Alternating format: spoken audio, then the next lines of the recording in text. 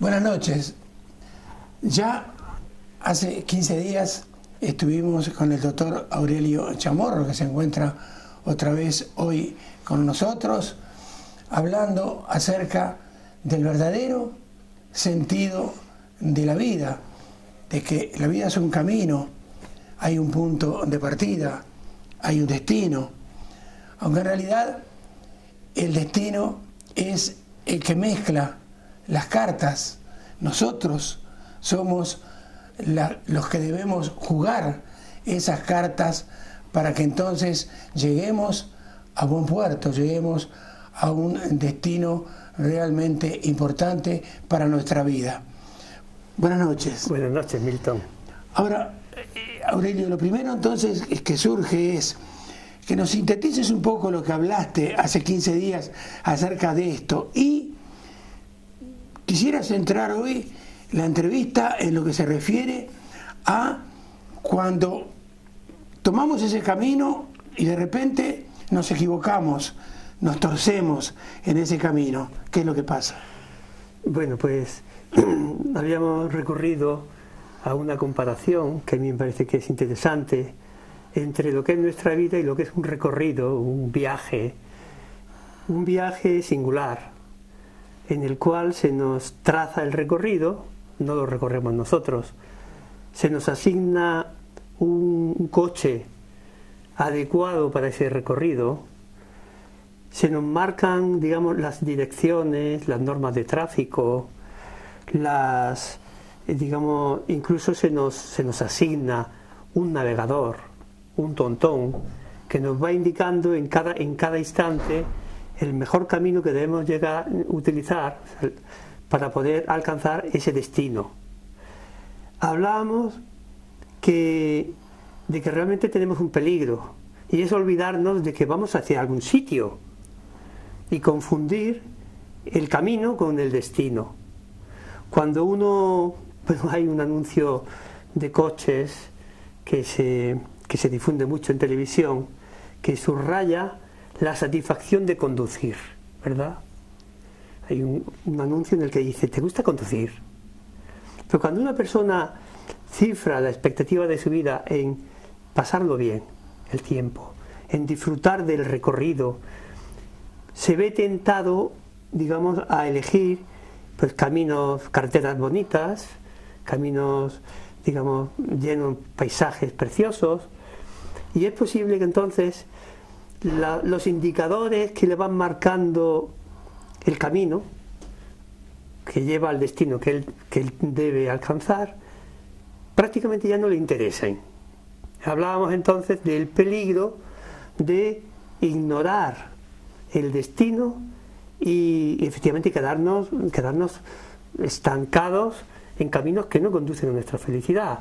Hay que tener en cuenta una cosa: el motor del coche del que estamos hablando es lo que podemos llamar la motivación, lo que nos mueve en la vida. Ahí es donde influye bastante nuestra libertad.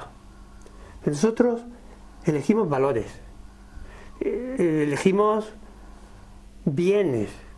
El hombre está diseñado de modo que necesariamente aspira al bien. Aspira al bien. La voluntad no puede querer algo que digamos que entiende que va en contra de su felicidad. Otra cosa es que acertemos o no. Pero bueno, si nosotros sabemos elegir esa motivación de forma que corresponda realmente con el camino que debemos seguir, ese motor nos llevará a nuestro destino. Ahora, Aurelio, hay una cosa: nosotros, el ser humano, está formado de una forma, valga la redundancia, para buscar siempre la felicidad, cosa que nosotros a veces no nos cae muy bien. ¿Por qué? Porque de los hombres que han sido felices toda su vida, en realidad no pasan a la historia. Pasan a la historia los que no han sido felices durante toda su vida. Entonces, si nosotros estamos hechos para buscar la felicidad, para buscar el bien de los demás, es un poco soñar sentado arriba de una nube. Pero de todas maneras, si estamos realmente hechos así, podemos entonces confundir nuestro destino? Pues esa es una buena pregunta, porque si teóricamente estamos condicionados por el bien, prácticamente deberíamos ir eligiendo en cada momento según el camino que nos conviene seguir. Pero hay un problema, y el problema es que no es difícil que confundamos lo que son bienes reales con bienes aparentes. Por ejemplo, todos aspiramos, como muy bien hemos dicho y hemos repetido, a la felicidad. Pero ¿en qué ciframos la felicidad? Cuando uno se ve deslumbrado, seducido por una felicidad basada, por ejemplo, en las experiencias de la droga, claro, lo que él está buscando teóricamente es algo positivo, busca su felicidad. Pero ese bien, que lo ve como muy atractivo y muy interesante, es un bien engañoso, porque va en contra de lo que le conviene.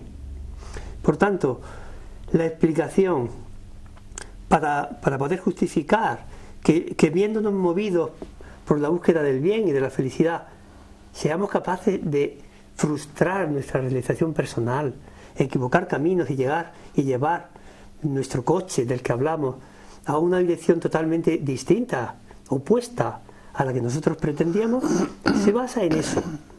Por eso es tan importante acertar en los valores que elegimos para nuestra vida. Ahora, se me estaba ocurriendo que hay un término griego. A veces deberíamos preparar las preguntas antes de venir, pero de todas maneras quisiera que le contaras a la audiencia si es que realmente hay un término griego, metanoia, que tiene algo que ver acerca de lo que nosotros en estos momentos estamos tratando. Pues sí, sí que tiene que ver. Metanoia, en realidad, es que es una palabra muy rica en contenido, muy expresiva, porque con solo esa palabra se entiende un cambio en la manera de pensar. Meta, en griego significa cambio, noia, conocimiento. Es lo que le ocurre, por ejemplo, a una persona que va en un viaje de noche y va tan tranquila y de pronto un rayo ilumina el paisaje y se da cuenta de que el camino que llevaba es equivocado, que acaba en un precipicio. Y entonces cambia radicalmente de manera de pensar. Ese cambio de manera de pensar es lo que en otros términos muy más conocidos se entiende por conversión. Un enfoque distinto de una misma realidad. Muchas veces estamos, por ejemplo, en el ejemplo que hemos puesto antes, vamos conduciendo en un trayecto largo, pero una autovía, y bueno, distraídos en la conversación o por algún motivo, no caemos en la cuenta de que hemos equivocado un desvío. Y entonces, en algún momento, podemos caer en la cuenta de que vamos en dirección contraria. La actitud que surge en nosotros de decir, ¿qué daría yo por volver el tiempo atrás al momento en que me equivoqué? Para no hacerlo. Ese cambio de manera de pensar es lo que se entiende por metanoia. Ahora, me estás haciendo acordar que asiduamente vemos en las noticias, sobre todo, que me gusta mirarlas muy poco, que hay suicidas que se meten en un carril contrario para terminar matándose e inclusive, por supuesto, en el camino dejando atrás personas inocentes. Entonces, en este caso del camino de la vida que estamos recorriendo, digamos de una forma normal, pero que en un momento dado nos damos cuenta que hemos errado el camino. Caramba, lo que he pensado hasta ahora o lo que he estado haciendo hasta ahora ha estado todo mal. He tenido experiencias o he repetido experiencias que me han transmitido mis padres o mis abuelos que estaban equivocadas. Entonces, ¿se hace fácil o se hace difícil desandar ese camino y comenzar el nuevo? Pues antes de contestar a tu pregunta, tu comentario inicial me ha sugerido un chiste que yo no sé si es una anécdota real o no, pero que es divertido. Y es un señor que va conduciendo la autovía, tan tranquilo, y de pronto pone la radio y oye: tengan cuidado, señores, atención, porque por la autovía número 30 va circulando un coche en dirección contraria. Y él comienza a decir: ¿un coche? ¿Qué va? Son muchos. Era él mismo el que iba en dirección contraria. Claro. Bueno, tú me preguntas de algún modo qué tiene que ocurrir para que alguien que va conduciendo por la vida, que ha elegido unos valores, y de pronto para que caiga en la cuenta de que va equivocado. Pues normalmente en el caso este del conductor está viendo muchos venir en contra, pero no piensa que los demás van mal. El problema que tenemos en la vida es que muchos caminan en esa dirección equivocada y nos hacen pensar que esa es la correcta, cuando uno se replantea que puede estar equivocado. Quizá cuando una persona que es significativa para él, que le merece confianza, pues ve que piensa y actúa de una manera distinta de la suya. Probablemente también cuando personas de las que dependemos pues nos corrigen o nos orientan, pero muchas veces pesa más la actitud, el ver el ejemplo que nos dan los demás, que las palabras.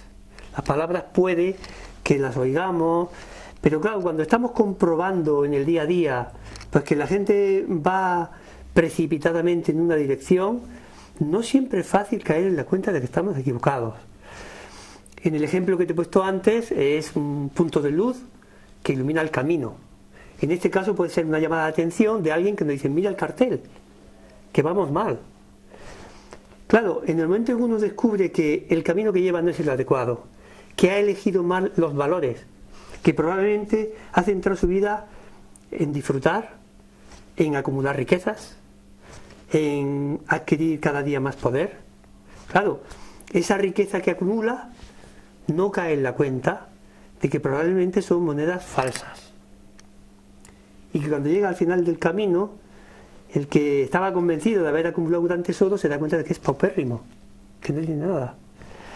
Por eso me decías que es tan importante, digamos, una vez que uno ha descubierto que realmente no lleva bien su vida, y este es un momento importante, siempre son momentos importantes, pero especialmente en la etapa de la juventud o de la madurez, y sobre todo cuando uno ya está acercándose a los momentos finales de su vida, porque no es tan sencillo cuando uno ha adquirido ya una velocidad en la vida, cuando uno tiene consolidados unos hábitos de comportamiento, una manera de enfocar la realidad, pues no es tan sencillo volverse atrás en un instante. Si uno va a 200, primero tienes que reducir, tienes que buscar el lugar adecuado para volver, y por tanto eso es un proceso complicado. No es tan fácil decir: venga, cambio de manera de ver. No, porque en función de nuestra dinámica existencial, nuestros actos van consolidando comportamientos que luego hay que cambiarlos también a un ritmo de vida adecuado, y por tanto no es tan fácil cambiar. Pero una vez que uno ha visto claro que el camino que lleva no es adecuado, ya busca el modo. Eso nos ha pasado, supongo yo, que a todos en un recorrido, en una autovía. Buscas el modo de encontrar la primera salida para volver, reducir y estar esperando ese momento. Vivimos en este momento en España, vivimos en un mundo esencialmente cristiano. Entonces, estamos en época de Cuaresma. Entonces yo te preguntaría, ¿está pasada de moda la mortificación? ¿Qué se nos pide, en este caso, por parte del mundo cristiano, cuando se nos insiste para que hagamos la penitencia porque estamos equivocados? Pues es cierto que en esta sociedad nuestra, que ha ido más o menos derivando hacia un afán hedonista, de entender la vida como una ocasión de disfrutar, de encontrar la felicidad en el cumplimiento de los deseos, Pues claro, cuando se habla de algo que suena a muerte, prácticamente es rechazado. No es fácil que muchas personas hoy día encuentren razonable hablar de privaciones, hablar de hacer cosas que están en contra de lo que nos apetece. En el fondo eso es morir. La mortificación se podría decir que es como una especie de agonía que dura toda la vida, en la que uno está anteponiendo siempre lo que debe hacer a lo que le apetece hacer. Bueno, pues en este ejemplo del que estamos hablando, en el que uno realmente va lanzado por autovía en dirección contraria, pues necesariamente tiene que reducir velocidad. Eso significa, en la comparación que hemos hecho, desprendernos de esos valores que hemos considerado pues los importantes, el bienestar, digamos el acumular. Eso duele. Cuando uno le pegan un esparadrapo en una zona de pelo, luego arrancárselo duele. Cuando uno permite que su corazón se apegue a bienes engañosos que te prometen y te ofrecen la felicidad pero te engañan, cuando uno intenta desprenderse de ese afecto, lo pasa un poco mal. Afortunadamente en este tiempo de Cuaresma del que tú me has hablado, tenemos una pequeña ventaja, una cierta ayuda, y es que para reducir la velocidad, digamos que se nos aumenta la pendiente de la carretera, con lo cual con menos esfuerzo podemos reducir. Se nos ayuda a que veamos con claridad pues que nuestro camino es equivocado, y ahí me habla de esta actitud, digamos, de apegamiento o desprendimiento. Verdaderamente no coincide en esta situación de crisis grave que estamos padeciendo. Pues muchas personas pueden entender que la pobreza consiste exclusivamente en la carencia absoluta de bienes necesarios, y es verdad que es una situación de pobreza material obligada y muy grave, pero el sentido de la pobreza que nos importa más a los cristianos no se refiere tanto a la materialidad de tener más o menos, sino a la actitud que cada uno tiene en su corazón respecto a las cosas. Perdóname, esa era la pregunta que te iba a hacer. Muy bien. Ya nos queda poco tiempo, pero una pregunta difícil para ti, por sobre todas las cosas. Porque todo el mundo siempre piensa, por ejemplo, en el Vaticano, en el oro, en el mármol, en todo aquello. Entonces, vivimos un momento horrible, terrible en España, horrible. ¿Se identifica la pobreza cristiana con la indigencia? Pues bueno, como te estaba adelantando un poco antes, te lo explico ahora, no exactamente. Es verdad que cuando uno, digamos, empieza a juzgar y sin conocimiento suficiente y a entender, por ejemplo, el arte que hay de gran valor en la historia de la Iglesia o en mucho, pues lo puede interpretar como una especie de riqueza abusiva por parte de la institución. Realmente no es así. La riqueza, digamos, del arte en la Iglesia, de los edificios, de todo, en realidad refleja a lo largo de la historia la valoración que muchos han hecho acerca de el nivel tan alto al que está todo lo sobrenatural con respecto a lo humano. Cuando uno entra en el Vaticano y ve aquello que es tan magnánimo, está como por encima de nuestros cálculos mentales, pues quizá dice, esto es demasiado. Pero es que eso está intentando reflejar un poco el salto de medida que hay entre nuestras valoraciones y lo de Dios. Por lo tanto, yo creo que eso es una forma engañosa de entender el tema de la pobreza. La pobreza más bien debe entenderse como una actitud del corazón. Cuando uno ha puesto el corazón en lo material o en su propio prestigio, porque no solamente son bienes materiales, cuentan más el afán de brillar o el afán de, digamos, de ser aplaudido. Claro, cuando uno ha puesto el corazón en esto y se apega a los bienes materiales que le conceden una cierta felicidad, física, realmente es pobre aunque tenga mucho, porque no valora los bienes que realmente valen. Es decir, una persona que ha descubierto el tesoro de lo que significa el bien supremo, que se ha encontrado en su vida con Dios, y ha descubierto que solo Él sacia nuestro anhelo de felicidad.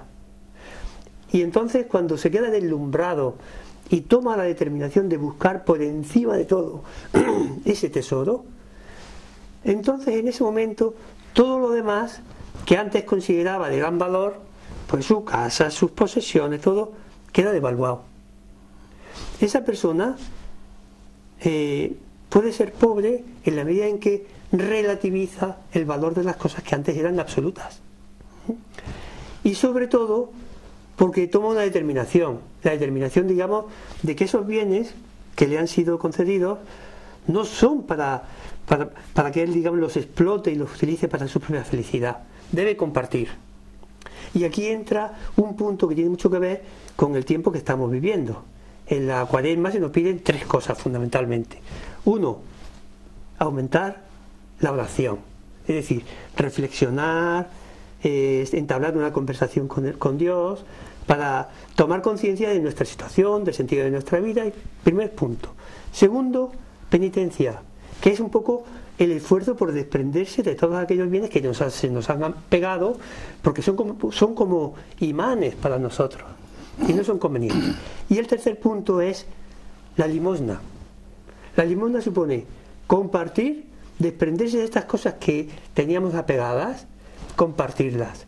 Cuando eso ocurre, el corazón se libera y se adquiere entonces una libertad que es compatible con tener más o menos, pero usándolo como medio y nunca como fin. Muy bien, última pregunta, que para mí es importante lo que nos puedas decir. Hablaste del camino de la vida, hablaste de un punto de partida y de un destino. Muchísima gente, o casi todo el mundo, dice que el destino de cada persona está marcado, que el destino es inmutable. Pero en realidad no depende la suerte que tengamos en ese camino pura y exclusivamente de nosotros mismos. Bueno, todo eso responde a un determinado enfoque de la vida, ¿verdad? Claro, yo comprendo que muchas personas que experimentan, digamos, esta percepción subjetiva de la libertad, pueden llegar a creerse que esa libertad consiste en diseñar su futuro, en elegir su camino y elegir el destino, elegir los medios. Realmente no es así.